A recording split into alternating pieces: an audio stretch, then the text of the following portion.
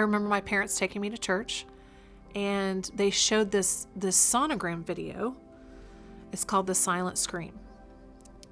And I will never forget that video. It was actually a video showing forceps, a tool that they use for abortion, going into the uterus and aborting a baby. And that baby, it's called The Silent Scream because you can see that baby's mouth open and you can see that baby moving away from the forceps. And it just is ingrained. It's embedded in my brain.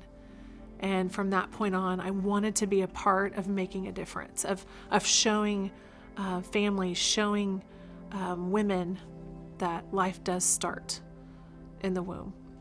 And then many years later, after I got married and was wanting to have kids, God opened the door for me to adopt.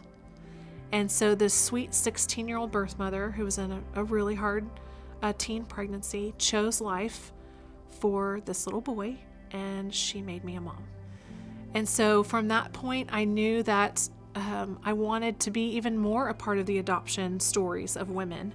And I started asking and praying the Lord to show me, what could I do? What more could I be a part of?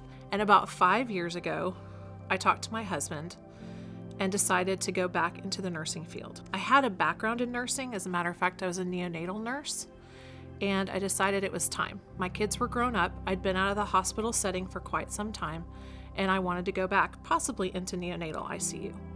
But God had different plans. The day after I re-upped my license, I got a phone call from the nursing director at Thrive Women's Clinic. It was perfect. God's timing was perfect, as it usually is. You'd think after 5 years that I'd just be fine. It'd be easy, but it's not.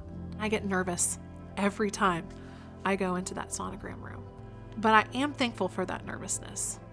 I'm thankful because that nervousness shows me that I need to stop and pray, ask the Lord to show me what to say and what not to say.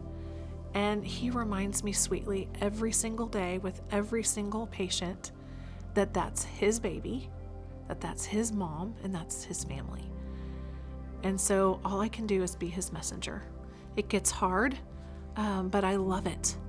And I love that in the midst of the hard, God gives me these moments of celebration. We get birth announcements. Birth announcements will come in the mail, and even better, these moms will bring their babies into our clinic 10 months after we've seen them and show off their little ones. So yes, it's not always easy. It gets tough, but I am so thankful for all that God is doing and using me in such amazing ways to fight for those that are voiceless, to share with these parents that from a medical standpoint, hey, this baby has a heartbeat. This baby is growing inside you. It's a life. So it shows them truth, helping them choose life. My name is Meredith Hall, and every life is worth more than what abortion promises.